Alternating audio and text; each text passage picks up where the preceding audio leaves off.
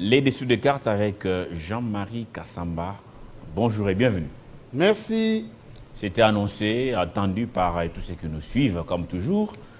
Et après, certains vont couper des morceaux pour partager.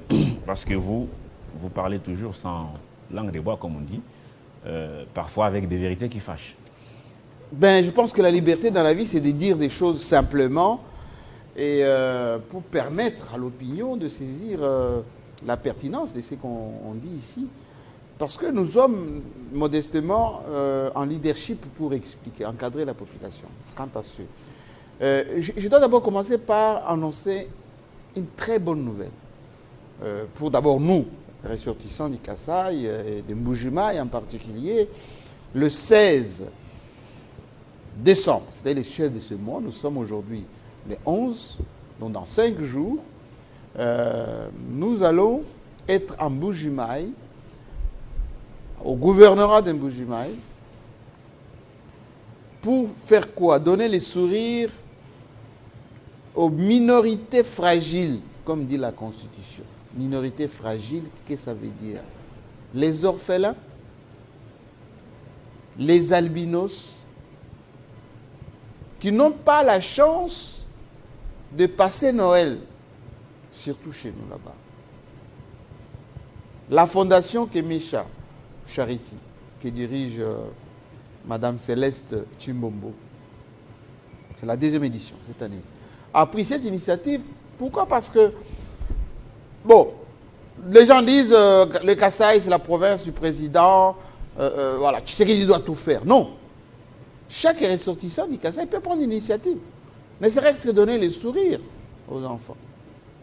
Et nous, Télé 50, on va y être. Moi-même, je serai là pour permettre à cet événement d'avoir l'envergure qu'il mérite. Là, je lance l'appel à tous les ressortissants, d'abord du Kasaï oriental, d'apporter un soutien à cette dame, parce qu'elle le fait sur fonds propres, elle est privée. Est-ce qu'il n'y a pas une affiche peut-être pour donner l'idée Je vais, tout à l'heure, il y aura, durant toute la journée, voilà, les ça, spots, voilà, il y aura des coordonnées, on va vous donner tout ça.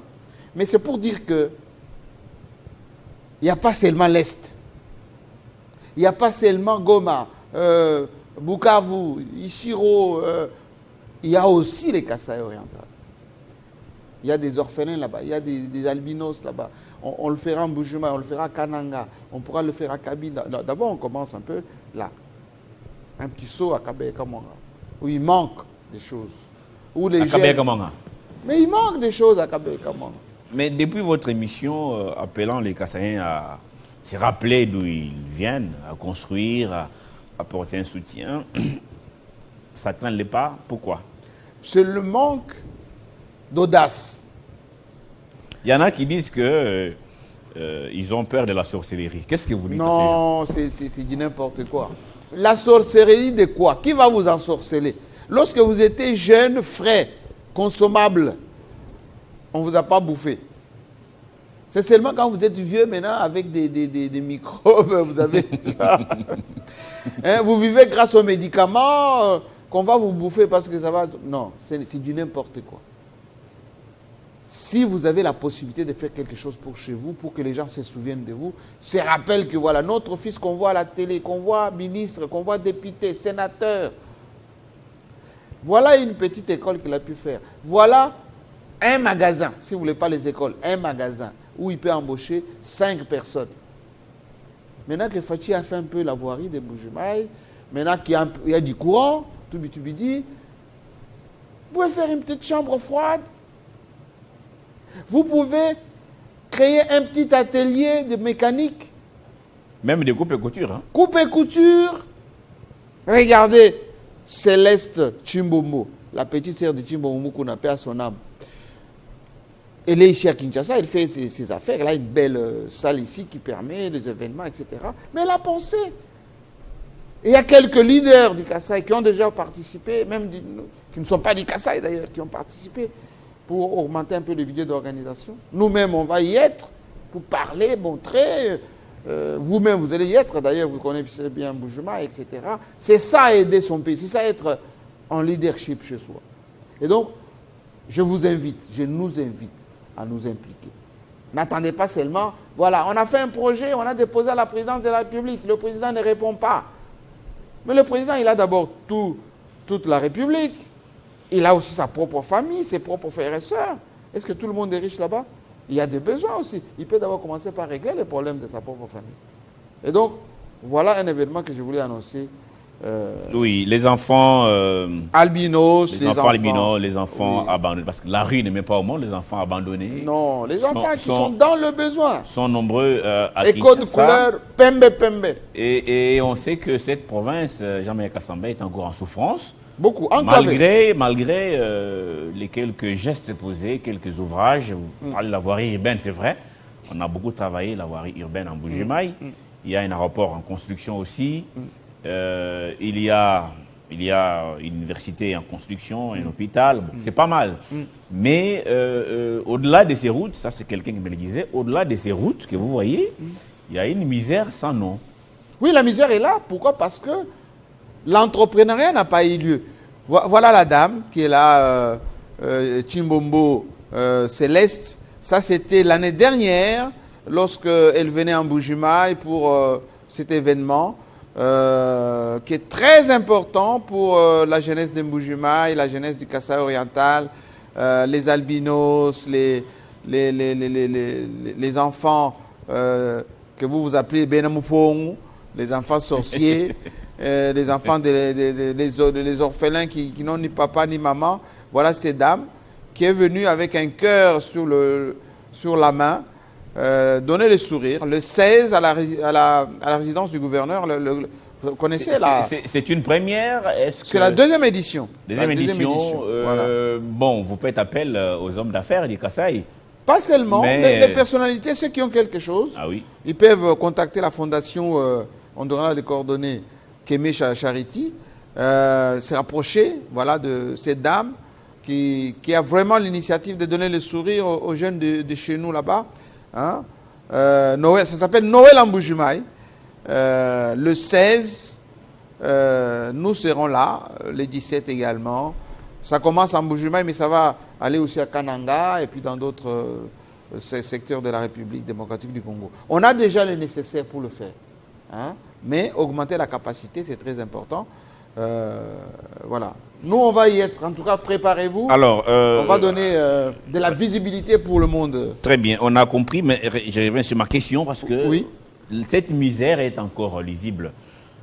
Quand vous y serez depuis l'aéroport, vous allez constater qu'il y a une sorte de désespoir qui s'élit sur les visages des uns des autres. C'est notre faute. Qu'est-ce qui manque finalement pour changer la donne? Qu'est-ce qui manque? C'est quelles sont les erreurs qui ont été commises en laissant les gens sans expertise, en laissant le voleur torpiller les projets que le président Tshisekedi avait initiés, et que ce soit pour Lubilangi, que ce soit pour Nkwadi, que ce soit pour un certain nombre d'ouvrages qui devaient être faits là-bas depuis. Hein, les gens ont volé l'argent, ils ont détourné. Demandez à José Mpanda, il va vous dire quelque chose. Et donc, beaucoup n'ont pas été sanctionnés. Aujourd'hui, il faut un sursaut. Il faut changer les paradigmes pour que le Kasaï oriental soit réellement le miroir de la République, comme c'est la province d'origine du président de la République. Il faut quand même qu'on se le dise. Si vous ne faites pas des choses chez vous, qui les fera à votre place? Il ne faut pas toujours jeter l'opprobre, la responsabilité. Ah, Mobutu nous avait sanctionné, Kabila nous avait sanctionné. Maintenant, est-ce que Tshisekedi vous sanctionne? Non. Mais il a quand même promis l'AMIBA, ça fait très longtemps. Il a donné des moyens à l'AMIBA. Je me rappelle en tout cas, déjà, Tshisekedi candidat, il avait dit une fois au pouvoir, dans 100 jours, MIBA terminé. Et parmi, il était en Bujimaï, il y a 2 ans, il a dit, cette fois-ci, je viens, pas avec des promesses, mais nous devons le faire ici et maintenant. Mais qu'est-ce qui ne va pas, Jean-Marie Kassamba? Mais M. Chibi, oui. Félix Tshisekedi a changé le management à l'AMIBA. Ils ne s'entendent pas les deux, hein, entre Charles Okoto et... À la fin de chaque mois, il y a de l'argent qui est dépensé pour l'AMIBA. Ce sont les fils du Kasaï principalement qui gèrent l'AMIBA. Est-ce que vous attendez à ce que Tshisekedi aille s'installer physiquement à l'AMIBA pour que ça change? On a quand même réaménagé la ville de Miba, où il n'y avait pas de route. Mais quand on vous met en situation de gouverner, vous êtes là pour consommer le pain qu'on donne. Vous êtes là pour faire des choses qui n'ont rien à voir avec la production de l'amiba. Vous êtes là pour vous mettre les bâtons dans les rues, dans les roues. Ça ne va pas fonctionner. La responsabilité de l'échec de l'amiba incombe aux Congolais, aux Kassaïens et au leadership de ceux qui dirigent l'amiba. Il appartient aux gens de chez nous de se regarder en face et de dire on a failli. Pourquoi les GECAMINE fonctionnent? Pourquoi à Colosie, il y a des entreprises qui fonctionnent? Ce sont les mêmes minéraux. Et pourtant, il y a encore un bon gisement au polygone Miba. Tous les Kasaï, ça appartient à la Miba. Vous pouvez aller jusqu'à Kanangalaba, tout le coin chez moi dans mon village, tout ça, c'est ce qu'on appelle les carrés miniers de la Miba. Inexploités. On a exploité que polygone et quelques coins. Mais il y a le diamant partout, il y a kimberlite partout. Même à Kabe Kamonga, il y a du cuivre. On dit la minière de Bakwanga. On ne dit pas société des diamants. On dit la minière. Donc la Miba peut exploiter d'autres minéraux que les diamants. Donc il manque le courage, un sursaut. Il manque ce qu'on appelle la prise de conscience, la notion de responsabilité, la redevabilité et l'honnêteté de ne pas faire quand on n'est pas compétent. Il y a des gens qui font pression pour qu'on les nomme. Une fois qu'on les nomme, ils ne foutent rien. Et puis ils vont commencer à faire du trafic d'influence. Parce que j'ai appris ils prennent l'argent. Actuellement à la Miba, le DG, qui est un médecin d'ailleurs, Kabanda, et le BCA, Charles Okoto, le courant ne passe plus. Mais vous ne s'entendez pas parce qu'il y a ce qu'on appelle trafic d'intérêt ou confusion d'intérêt, parce qu'ils s'accrochent au texte au lieu de s'accrocher à la production. Si on leur pose la question, quel est le bilan en termes de production, modernisation, réforme, structuration de la société? Il n'y en a pas. Mais l'argent a été versé à la Miba. Même si on vous met 500 000 $, 1 million de $, 2 millions de $. Mais vous pouvez aussi chercher des partenaires. Vous pouvez aussi diversifier la production. Non, mais là, il y a une promesse de 70 millions de on peut même donner des milliards à la Miba aussi longtemps que la notion de management efficace n'est pas installée, rien ne va fonctionner. Ils vont toujours dire, on nous ensorcelle. Mais qu'on aille ensorceler aussi les gens qui sont à Colosie, au Katanga, ou bien province orientale. Qui vous empêche? Il y a beaucoup de Congolais qui nous suivent en ce moment, qui sont en Afrique du Sud, au Canada, partout, qui peuvent amener des investisseurs. Dans la loi de notre pays, il est autorisé au gouverneur de province d'aller chercher des investisseurs. Mais il n'y a que Fofi Masuka qui va au Canada, aux États-Unis, amener des investisseurs. Mais on a vu les nôtres aller en Chine, voilà, chercher quelques Chinois. Je ne sais pas s'ils sont venus. Oui, quelqu'un m'a dit qu'il a amené son Chinois. Son Chinois. Son Chinois. Bon, c'est pas son Chinois en tout cas. Et bon, son Chinois là, son Chinois, il a fait quoi? Appuyez-vous sur de l'expertise. On ne communique même pas. Vous êtes gouverneur, vous ne communiquez pas. Ça ne va pas fonctionner. Au moment où je vous parle, Fiji Masuka est à Kinshasa. Le gouverneur du Haut-Katanga bouge. Mais vous tirez seulement pour avoir le poste. Je vais remplacer celui qui est là. Mais vous le remplacez pour quel résultat? Pour faire quoi? La province est pauvre, vous avez dit. Où sont les investisseurs? Vous voulez seulement que les jeunes fuient, aillent au Katanga, aillent là-bas, fuient, viennent ici à Kinshasa pour la moto. Mais vous avez une province. N'attendez pas que Tshisekedi vienne faire de miracles chez vous parce qu'il est président de la République. Il a déjà le poids de tous les Congos, on en parlera tout à l'heure. L'actualité, sa survie aussi, il est tiré dans tous les sens. Vous pensez qu'il va passer tout son temps à dire qu'est-ce que je vais ramener chez moi? D'accord. L'actualité, c'est aussi les discours sur l'état de la nation devant les chambres réunies en congrès. C'est un devoir. Le président va s'exprimer. On sait qu'en ce moment ici, il y a un grand débat qui a commencé depuis quelques semaines. Il y en a qui tâtonnaient entre révision, changement. Et là, on sent que c'est plutôt les changements parce que si vous suivez le SG, Augustin Kabouya, du parti présidentiel d'ailleurs, parce que lui, quand il parle, vous sentez que c'est Tshisekedi lui-même qui parle. Il dit, nous devons changer la Constitution. Mais entre-temps, quand vous prenez quelqu'un comme Bahati Lukwebo, qui aussi s'est dit, bon, là j'avance, je dois espérer mieux.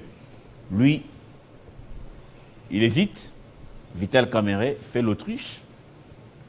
Est-ce que le président Tshisekedi saura maintenir l'union sacrée en état actuel, en fonçant avec ses projets? Parce qu'à Lubumbashi, il était clair, hein, il a dit qui peut m'empêcher, en tout cas, qui peut le faire. Et pourtant, de l'union sacrée, ça D'abord, M. Tchibinkoufoua, il n'y a pas de quoi s'étonner s'il y a la volonté de Félix Tshisekedi de bousculer les textes pour la suite de sa carrière. Ce n'est que naturel. Le pouvoir, quand on y accède, c'est pour rester le plus longtemps possible. Bien évidemment, il faut que les textes le permettent aussi, les contextes s'y prêtent, et il faut qu'il les fasse aussi sans beaucoup casser les œufs pour vous voulez faire votre omelette. N'importe qui aurait la même façon de faire, le même réflexe, etc. Et on a jurisprudence au Togo, on a jurisprudence en Côte d'Ivoire, on a jurisprudence ici à Brazzaville, au Rwanda. Au Gabon, il n'y a pas longtemps. Au Gabon aussi. Le Congo n'échappe pas à toutes ces réalités-là. Maintenant, il faut qu'on regarde ce qui se passe dans notre pays. La RDC est un pays assez spécifique. C'est que cette constitution, nous l'avons eue dans des conditions très difficiles. Le pays était partitionné, tout est par terre. On l'a mis en place pour rester longtemps. Sa modification est permise. C'est prévu même dans la Constitution. Joseph Kabila l'a fait en 2010-2011. Et donc, si vous voulez faire la modification de la Constitution, il faut dire quel texte, pour quelle utilité. Il y a beaucoup de dysfonctionnements, double nationalité, la gestion des provinces, il y a beaucoup de textes qu'on peut améliorer. Mais il ne faut pas qu'on prête des intentions au président Tshisekedi de modifier la Constitution pour rester le plus longtemps possible, etc., etc. Ça va crisper un peu l'ambiance. Il peut le faire en usant... Est-ce qu'elle n'est pas déjà crispée quand on écoute les uns? Vous avez suivi Jean-Pierre Bemba, lui, il était tâtonnant, même s'il est parti après. Mais ce n'est pas le problème. Même si son parti politique est venu après pour calmer, il dit non, nous sommes derrière, nous soutenons. Mais vous savez que quand l'homme parle avec son cœur, il n'est pas tout à fait d'accord. Là, on est déjà dans les individualités. Les individualités ne peuvent penser qu'à leurs propres intérêts. Vous avez parlé de l'âge. Oui. Mais Kamerhe aussi a un certain âge. Bahati a un certain âge. Et Kamerhe avait une promesse à Nairobi. Oui. La politique, c'est ça. La gestion des intérêts, des ambitions. Aujourd'hui, il faut que Tshisekedi manœuvre et avec ceux qui sont avec lui et ceux qui sont contre lui, en face de lui. La communauté internationale est en observation de comment les textes, comment l'ambiance, comment la conjoncture se présente. Kamerhe veut jouer un rôle pour demain, vu son âge, vu les engagements, vu. Il s'est caché maintenant derrière la commission, parce que d'ici la commission, il va y avoir des manœuvres. Et c'est la discussion qu'il a pu avoir avec Félix Tshisekedi pendant 2 heures. Nous, on a maïté la caca, comme on a dit, etc. Bon. Tindan regarde dans la commission, il ne faut pas crisper la mienne. Parce que Tshisekedi devait parler aujourd'hui. Ce qu'il va dire aujourd'hui, c'est fonction de ce qui se sont dit avec les Kamerhe, et puis les Bemba, etc. pour l'ambiance. Mais ce n'est pas suffisant.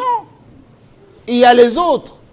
Les Katoubi qui se sont remis ensemble avec les Fayoulou, Kabila qui est en embuscade, la communauté internationale, etc., etc. Et puis l'opinion. Vous avez parlé de la misère, les conditions de vie de la population. Tout ceci crispe un tout petit peu l'ambiance. Et donc, il peut le faire à condition de faire de la haute politique.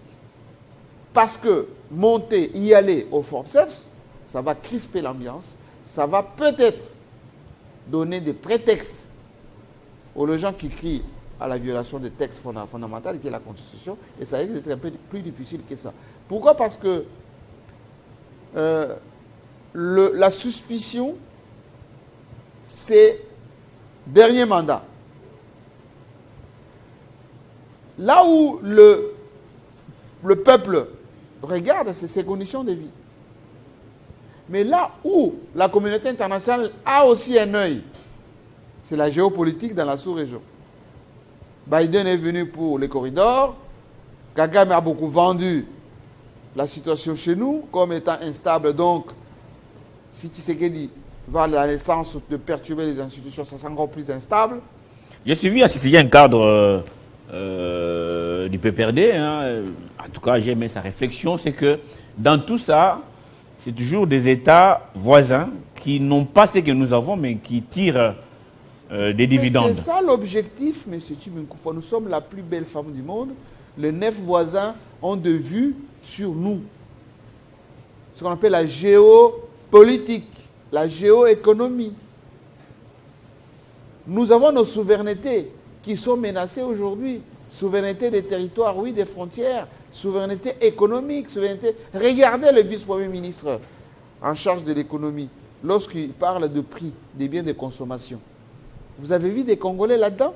Non, il n'y a que... Mais les quand on parle gros importateurs, on ne voit pas des Congolais. Oui. Qu'est-ce qui ne va pas jamais avec ça? Mais c'est parce J'ai vu que des Indiens, des Libanais et tout ça. Oui, mais vous avez oublié les Chinois dans la construction. Tout à fait. Vous avez oublié les Indiens dans l'immobilier. Et dans les banques. Et dans les banques. Les Kenyans, les Nigériens, les Camerounais.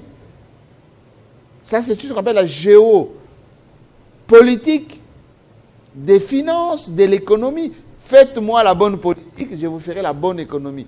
Si on est dans la constitution, etc., mais ceux qui peuvent perturber le pays sont là. Il suffit que ces pétroliers appuient sur un bouton, le gouvernement vacille. On va les supplier de baisser le prix. Ça a pris 3 mois pour les supplier, écoutez, aidez-nous. Bon, je ne sais pas s'ils ont dit aidez-nous, mais... Mais c'est aidez-nous. Qu'est-ce que vous voulez? C'est eux qui ont mis leur argent. Pendant 3 mois avant qu'on accepte un peu 10%, 5%, bon, écoutez, on va... Or, c'est l'État qui met en place le cadre. Vous voyez le cadre que le ministre de l'économie est en train de vouloir installer, contrôle de prix, etc. Mais quand quelqu'un investit son argent, la loi dit aussi il faut garantir les investissements. Il impose sa marchandise, il paye les loyers, il paye la douane, il paye tout. C'est son argent. Il faut qu'il y ait retour sur investissement. Vous n'allez pas l'empêcher de gagner un peu d'argent. Et c'est là où on doit avoir ce qu'on appelle la souveraineté du pays, la souveraineté alimentaire. Aux États-Unis, en Russie, en Chine, on appelle ça des questions d'intérêt national, stratégique. Quand est-ce qu'on va penser que l'économie, c'est capital? Les intérêts économiques d'un pays, ce n'est pas seulement à dire que le minerai, c'est à nous. Non. Qui exploite ces minéraux? Qui fixe le prix du minerai? Quelle quantité sort du pays? Voilà les questions fondamentales. Ce n'est pas, tu sais qu'il devait changer la constitution, non. Donc cette affaire... Le code minier, par exemple. Cette affaire sonne comme une distraction et ça nous évite de parler ce qui est essentiel. Absolument. On est dans la constitution. Est-ce que vous savez que... quelqu'un m'a même posé la question.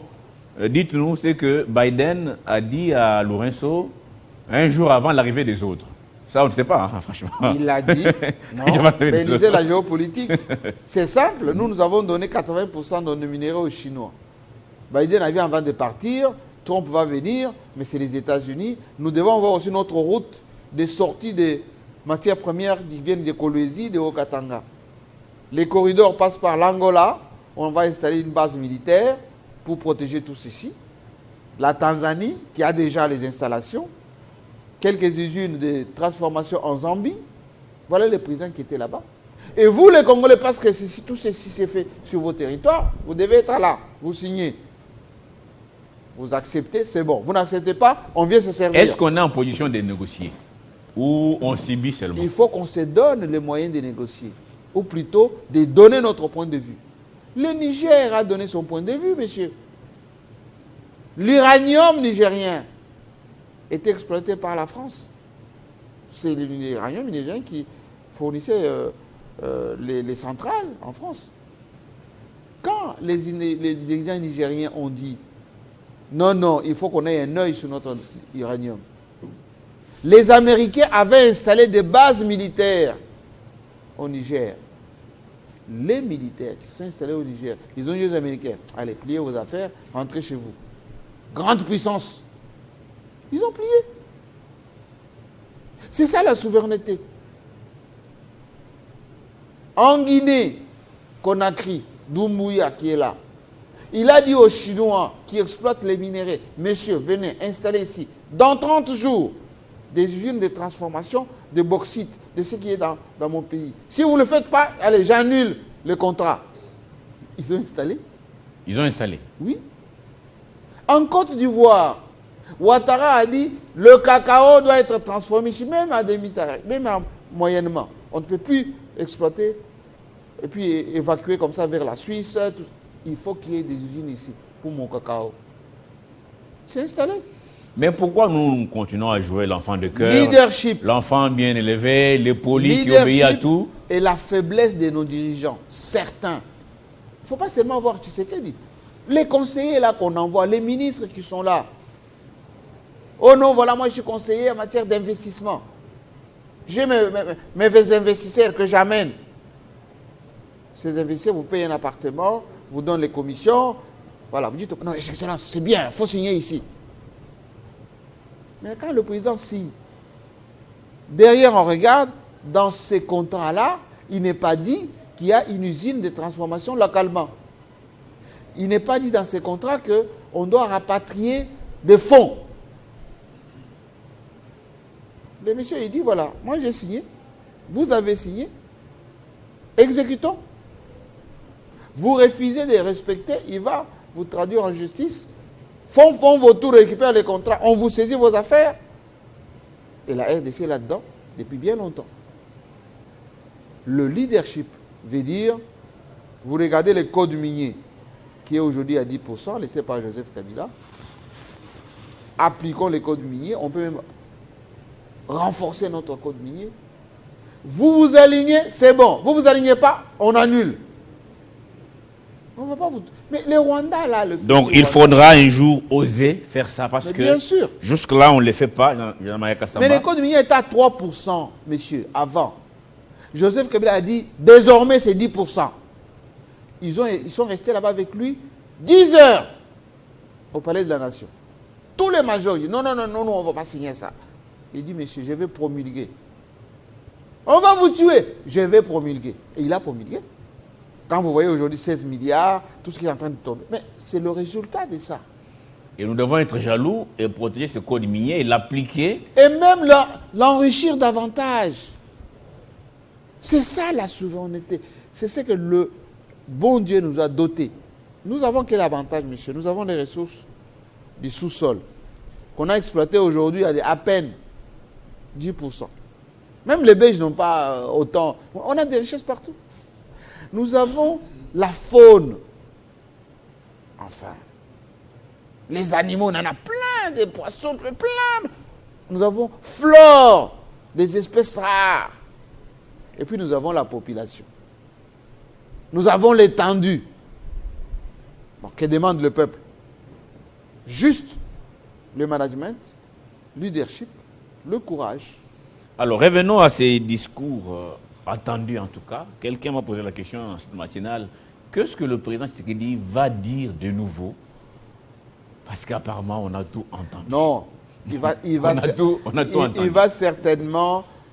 Parce que ce discours devant le Congrès, qu'est-ce qu'on doit y dire? Faire le bilan de l'année qui vient de se passer, ce qu'il a pu faire des projections pour l'année à venir.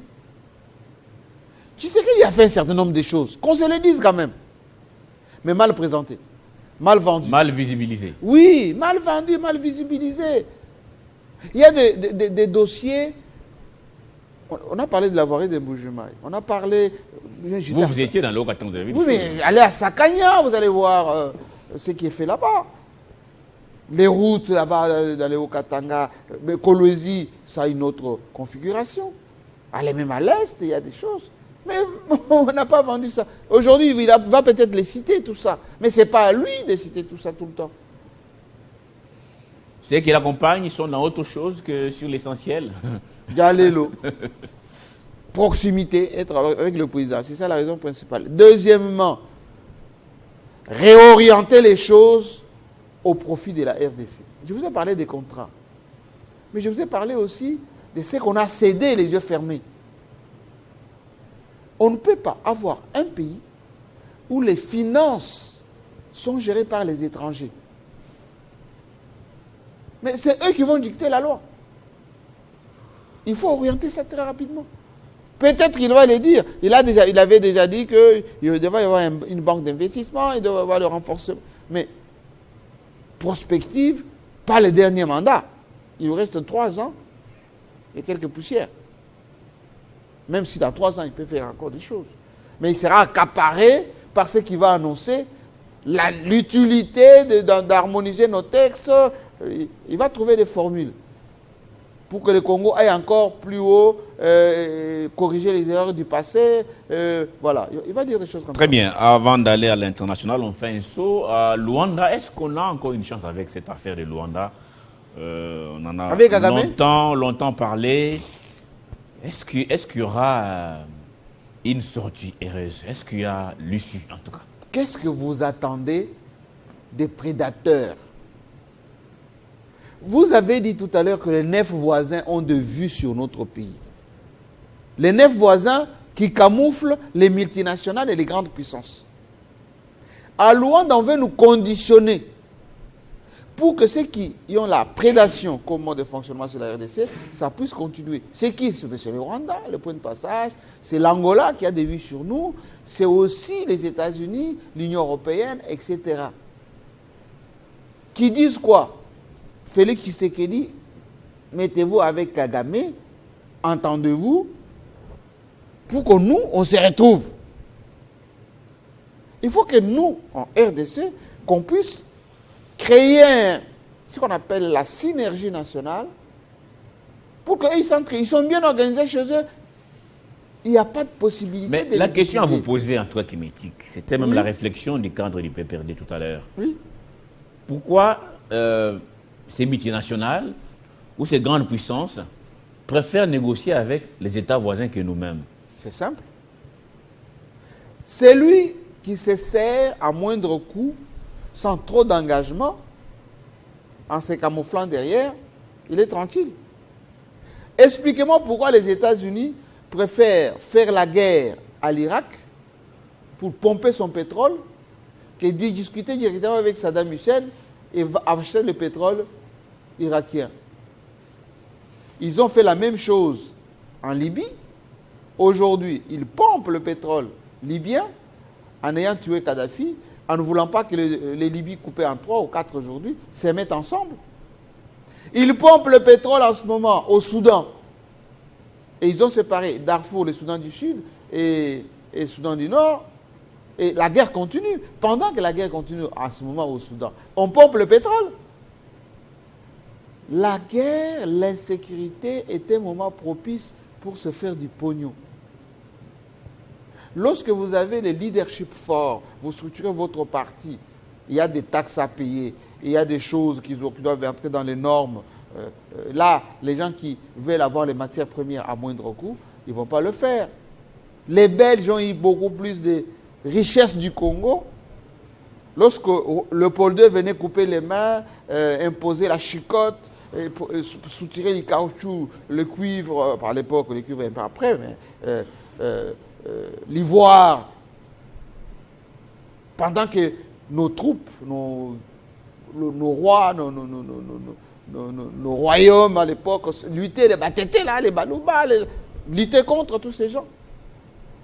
Quand Mobutu a structuré les choses, chef de l'État, avec la Gécamine qu'il a soutiré chez le Belge, ces malheurs ont commencé. Les prédateurs... Donc, ce que vous voulez dire, aujourd'hui, pour qu'on vive en paix chez nous, il faut tout céder à ces pyromanes. Non, il ne faut pas tout céder. À ces pyromanes. Il y a ce qu'on appelle la malédiction des richesses, des ressources. Moi, j'ai fait la géostratégie. Qu'est-ce que ça veut dire, la malédiction des richesses? Un pays riche est un pays en menace permanente. Pourquoi on attaque l'URSS, enfin la Russie aujourd'hui? Mais parce que la Russie est un pays riche. Tous les minéraux que nous avons chez nous se trouvent en Russie, en Ukraine aussi. Et la guerre qu'on fait, la guerre n'est pas aujourd'hui idéologique, c'est une guerre économique. Regardez tous les pays qui ont des richesses, qui ont des ressources, ils sont sujets aux guerres. Et si vous ne voulez pas qu'on vous fasse la guerre, il faut préparer la résilience, la défense de vos richesses et de votre territoire avec des armées fortes, comme les Chinois. Donc, les solutions sont retrouvées en interne d'abord. D'abord en interne. Qui veut la paix, prépare la guerre. Prépare la guerre en comment? Avec une armée forte qui protège la souveraineté des frontières et qui fait mal aux autres. L'Angola ici, monsieur, quand il y avait l'MPLA là-bas, communiste, les Américains étaient derrière Savimbi avec Mobutu. Et les diamants de l'Angola étaient pompés par Savimbi. Sérieusement à l'époque. Hein? Là, Kayemba ici, le diamant était pompé. Aujourd'hui, le diamant de l'Angola, il est exploité par la société nationale. Le pétrole de l'Angola est vendu par les Angolais. Qui va oser attaquer l'Angola? L'Angola est aujourd'hui le gendarme de la région des Grands Lacs. C'est ça la résilience. Si vous voulez que les Rwandais ne viennent pas nous embêter, organisons notre pays, sortons des débats politiques, sortons des petits calculs, j'attaque Katumbi, j'attaque Kabila, j'attaque... Non, vous n'attaquez personne parce que ce que vous faites là, vous fragilisez votre pays et les autres vont trouver les voies d'accès, ils vont derrière Katumbi, ils vont derrière Kabila. Vous voyez, il faut résister aussi contre... on est en train de modifier la constitution chez vous, faites ceci. Eh bien, ils viennent avec de la rébellion et vous essayez de lutter contre ça, pendant que vous luttez contre ça, et ils volent derrière. Très bien, un très bon conseil en tout cas. Alors avant de chuter par la Syrie, on fait un petit tour en France. Hein, parce que oui. Ça m'étique un peu. Est-ce que la démocratie un peu à l'occidental ici, que nous envions tous, aujourd'hui, c'est beaucoup plus dur en France à être appliqué avec cette constitution. On voit Macron en grande difficulté. Est-ce qu'il va finir par s'en sortir? Bon, je vous ai toujours dit que l'Europe est vieille, fatiguée, endettée. Les valeurs, autrefois, des Lumières, autrement dit, la démocratie, les grandes idéologies, les grands écrivains, les valeurs, tout ceci est terminé. L'Europe vit aux dépens de la toute-puissance Amérique. L'Europe s'est endettée vis-à-vis des Chinois. Il y a des pays entiers, des patrimoines entiers qui sont achetés par les multinationales, les fonds souverains.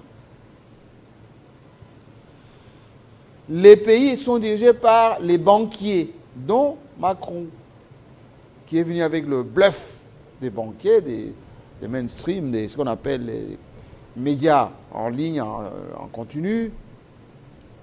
Il a voulu bousculer l'establishment en chassant la vieille classe politique. Ça n'a pas fonctionné. Parce que c'est les marchés aujourd'hui qui gouvernent. Et donc, ce qui se passe en France, ce n'est pas la démocratie. C'est tout simplement les positionnements des financiers, pas financiers. Avec Covid, beaucoup de vieux sont morts. Mais avec l'endettement, on est en train de mettre en place des mécanismes pour gérer la retraite, pour gérer... Voilà, c'est un peu tout dans tous ces tourbillons que le dernier mandat de Macron, ça va être ballotté comme ça. Peut-être s'il ne démissionne pas, on va aller jusqu'à la fin de son mandat. Est-ce qu'il s'était tiré une balle dans les pieds quand il a dissous? Non, ce sont les épiphénomènes. Chirac avait aussi dissous. Mitterrand aussi, à l'époque, avait dissous. Mais il n'y avait pas les mêmes conséquences. La dissolution... c'est prévu par la loi, censure, etc. Mais il faut savoir les soubassements sur lesquels la France est secouée avec la perte de l'Afrique. Je vous ai parlé du Niger avec l'uranium, je vous ai parlé du Sénégal, je vous ai parlé...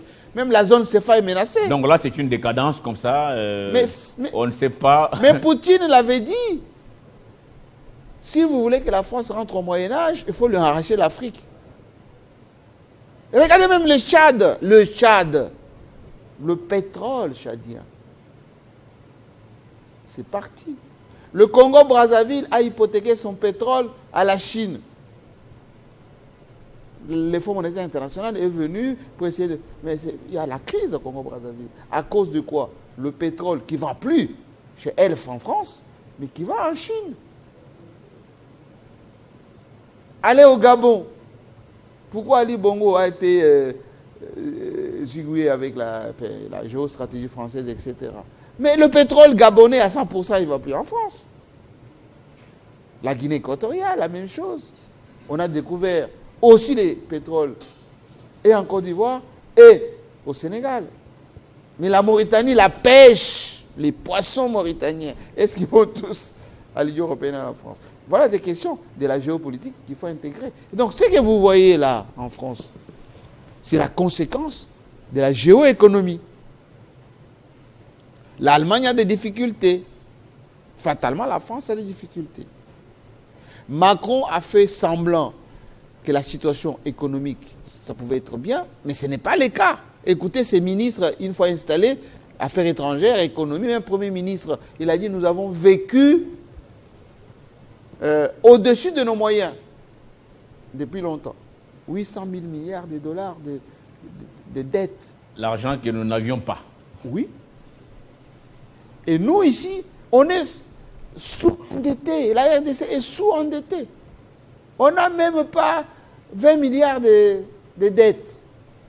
Ça veut dire que nous, on peut hypothéquer une mine valorisée pour une colline. Hein? On passe seulement une colline. On y va là. Voilà. On certifie cette colline, ça vaut 50 milliards de dollars. On lève le fonds pour 50 milliards de dollars. On rembourse le petit 10 millions, là, 10 milliards que nous avons. On avance. Non, on ne le fait pas. Très belle analyse en tout cas, Jean-Marie Kassamba. On va terminer par la Syrie avec... parce que beaucoup pensent que Poutine a fini par abandonner ou lâcher, même s'il l'a accueilli après comme réfugié. Et Bachar, qui est parti. Et aujourd'hui, ceux qui ont pris les affaires sont en train d'exécuter sommairement. C'est un deal, monsieur. Les anciens dignitaires. Mais je vous ai parlé de la géopolitique, géoéconomie. En Syrie, qu'est-ce qui se joue là-bas? Le gaz. En Syrie, il y a le pétrole d'une qualité extraordinaire. En Syrie. Et la Syrie, c'est une vieille civilisation. Israël est en train de s'étendre. Le grand Israël. Au-delà des frontières. Avant, ils avaient pris un peu le Golan. Ils sont partis à loin maintenant, une partie de la Syrie. Et avant, ils étaient sud-Soudan, sud-Liban. Maintenant, ils sont partis trop loin. Israël est en train de... Mais Israël, c'est qui? C'est les États-Unis. Les États-Unis, Israël, ont fait un deal avec la Russie, géopolitique. Lâchez-nous un peu d'Ukraine. Nous, enfin, lâchez Bachar al-Assad. Nous, on va terminer avec l'histoire de Zelensky. Là, on va vous laisser tranquille. Vous allez récupérer les territoires dans les Donbass et puis le deal est terminé. Donc vous dites que Zelensky a été déjà lâché aussi. Mais l'Ukraine, c'est fini. Zelensky, c'est fini. Merci beaucoup. Et donc, c'est ça la géopolitique. Avec le Turc. Vous savez qu'il y a aussi quelques Kurdes qui embêtent Erdogan en Turquie. Un deal aussi là-bas avec la Turquie. Voilà, tu me laisses un peu ici, moi je te laisse là. Mais le danger, c'est que les islamistes qu'on a ramenés pour chasser Bachar el-Assad, c'est ce qu'on avait fait en Libye, pour chasser Kadhafi. Ils sont pas enfants de cœur. Ils vont changer. Ils sont pas enfants de cœur. Mais ils seront comme en Irak, ils seront comme en Libye. Et on va dire, oh, le terrorisme, etc. Mais en réalité, c'est la répartition du monde, ce qu'on appelle la gestion de nouvelles frontières. Il faut qu'on fasse attention. Les Rwandais, tous ces gens ici, ils ont des vues sur nos territoires. On peut nous créer des situations comme ça. Il faut faire très attention. Merci beaucoup, Jean-Marie Kassamba. Merci. Il est 12h en tout cas à Kinshasa. Merci beaucoup pour tous ces détails, pour cette lumière que vous avez apportée. En tout cas, les gens vont couper quelques morceaux et voilà, partager Merci comme beaucoup. ils savent le faire. Merci d'avoir été journée. les nôtres. Et moi, je vous dis aussi au revoir. On termine par cette longue matinale. Je vous retrouve demain avec le même plaisir sur ce même plateau. À très bientôt.